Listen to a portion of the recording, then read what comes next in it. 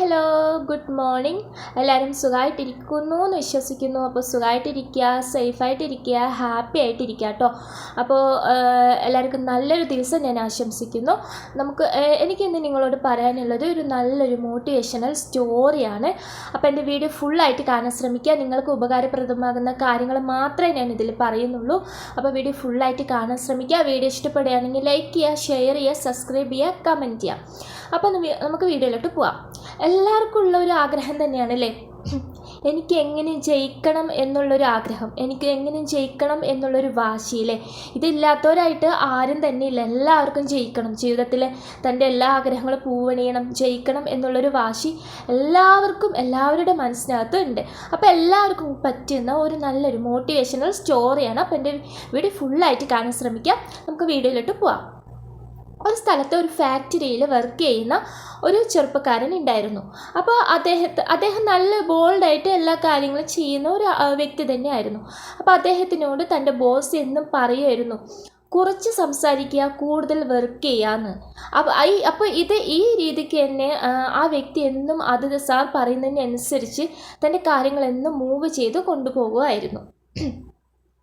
അതുപോലെ തന്നെ കമ്പനിക്ക് ബേസ് ചെയ്തിട്ടുള്ള സ്കിൽസൊക്കെ ഇമ്പ്രൂവ്മെൻറ്റ് ചെയ്യുക എന്നുള്ള കാര്യങ്ങളൊക്കെ നോക്കി നല്ല രീതിക്ക് മുന്നോട്ട് തന്നെ ആ വ്യക്തി ബോസിൻ്റെ അനുസരിച്ച് പോയിക്കൊണ്ടിരുന്നു.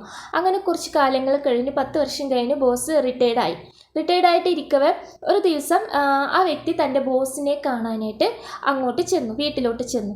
അപ്പോൾ ബോസ് വ്യക്തിയുടെ മുഖത്തേക്ക് നോക്കുമ്പോൾ ആകെ ഒരു സാഡായ ഒരു അവസ്ഥയിലായിരുന്നു. അപ്പോൾ ചോദിക്കുന്നു, നീ എന്താ ഇങ്ങനെ ഇരിക്കുന്നതെന്ന് ചോദിച്ചു.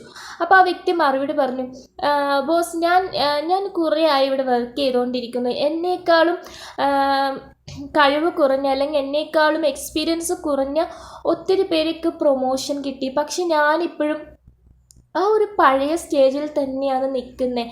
ഇത് മാത്രം എന്താ ഇങ്ങനെ, ഇതിനെന്താ ഒരു മാറ്റം വരാത്തതെന്ന് ബോസിനോട് വളരെ സങ്കടത്തിൽ ഈ വ്യക്തി പറഞ്ഞു. അപ്പോൾ ബോസ് ഈ വ്യക്തിയോട് തിരിച്ച് മറുപടി കൊടുത്തു, നീ ഒരു ദിവസം എന്തെങ്കിലും ഒരു കാരണം ഉണ്ടാക്കിയിട്ട് ഒന്ന് ലീവ് എടുത്തേക്ക് എന്ന് പറഞ്ഞു.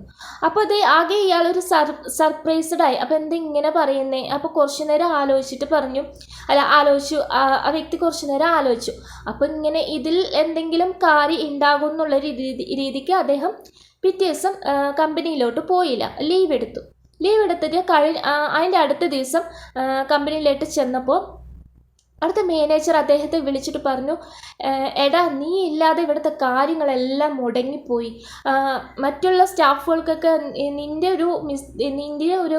ഇല്ലാത്തത് കൊണ്ട് അവർക്കൊക്കെ ഭയങ്കര റിസ്ക് ആയിരുന്നു എന്ന് പറഞ്ഞപ്പോൾ അവിടെ തനിക്ക് മനസ്സിലായി തൻ്റെ വാല്യൂ അവിടെ എത്രമാത്രം ഉണ്ട് എന്നുള്ളത് ആ വ്യക്തിക്ക് മനസ്സിലാക്കാൻ പറ്റി. അങ്ങനെ അതുപോലെ തന്നെ ആ മാനേജർ അവനില്ല എങ്കിൽ കമ്പനിയുടെ കാര്യങ്ങളൊന്നും മുന്നോട്ട് പോകുന്നില്ല എന്ന് മനസ്സിലാക്കാൻ പറ്റിയ ആ വ്യക്തിയും ആ വ്യക്തിയുടെ കഴിവിനനുസരിച്ച് മാനേജർ ആ വ്യക്തിക്ക് ഒരു പ്രൊമോഷനും കൊടുത്തു.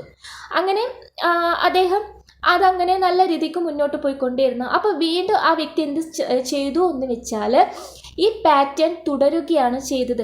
ഇപ്പോൾ തനിക്ക് എന്തെങ്കിലും അവിടെ ഒരു മിസ്റ്റേക്ക് പോലെ തോന്നി എങ്കിൽ, അല്ലെങ്കിൽ തൻ്റെ കൂലി കുറഞ്ഞു, അല്ലെങ്കിൽ തൻ്റെ സാലറി വൈകി, അങ്ങനെ എന്തെങ്കിലുമൊക്കെ ഒരു പ്രശ്നങ്ങൾ വരുമ്പോൾ ഈ വ്യക്തി എന്ത് ചെയ്തു, ഈ പാറ്റേൺ മാസങ്ങളോളം ആവർത്തിച്ചുകൊണ്ടേയിരുന്നു. ഇടയ്ക്കിടയ്ക്ക് ലീവ് എടുക്കുന്നത് ഒരു പാറ്റേൺ ആയിട്ട് ഇങ്ങനെ അദ്ദേഹം അത് തുടർന്നുകൊണ്ടേയിരുന്നു. അങ്ങനെ ഇരിക്കവേ ഒരു ദിവസം അദ്ദേഹത്തെ പറയാതെ തന്നെ ജോലിയിൽ നിന്ന് പിരിച്ചുവിട്ടു. അപ്പോൾ ഇതേപോലെ തന്നെ വിഷമത്തോടു കൂടി അദ്ദേഹം വീണ്ടും ബോസിൻ്റെ മുന്നിലേക്ക് ചെന്നു. അപ്പോൾ ബോസ്, നിങ്ങൾ പറയുന്ന പോലെ തന്നെയാണ് ഞാൻ ഇത്രയും കാലം വർക്ക് ചെയ്തത്. എല്ലാം ഞാൻ അനുസരിച്ചിട്ടുണ്ട്, സ്കിൽസൊക്കെ ഞാൻ പുതിയതായിട്ട് പഠിച്ചു, എനിക്ക് എല്ലാത്തിനും ഞാൻ ടാലൻറ്റഡ് ആണ്. എന്നിട്ട് പോലും എന്തുകൊണ്ട് എന്നോട് ഒരു വാക്ക് പോലും പറയാതെ എന്നെ ഇതിൽ നിന്ന് പിരിച്ചുവിട്ടത് എന്തിനായിരുന്നു എന്ന് അദ്ദേഹം ബോസിനോട് ചോദിച്ചു. അപ്പോൾ ബോസ് പറയുന്ന പോലെ തന്നെയല്ല ഞാൻ ചെയ്തുകൊണ്ടിരുന്നതെന്ന് ആ വ്യക്തി ബോസിനോട് ചോദിച്ചപ്പോൾ ബോസ് പറഞ്ഞു, നീ മുഴുവനായിട്ടും ഞാൻ പറഞ്ഞ കാര്യം ശ്രദ്ധിച്ചിട്ടില്ല, അത് നീ പകർത്തിയിട്ടില്ല.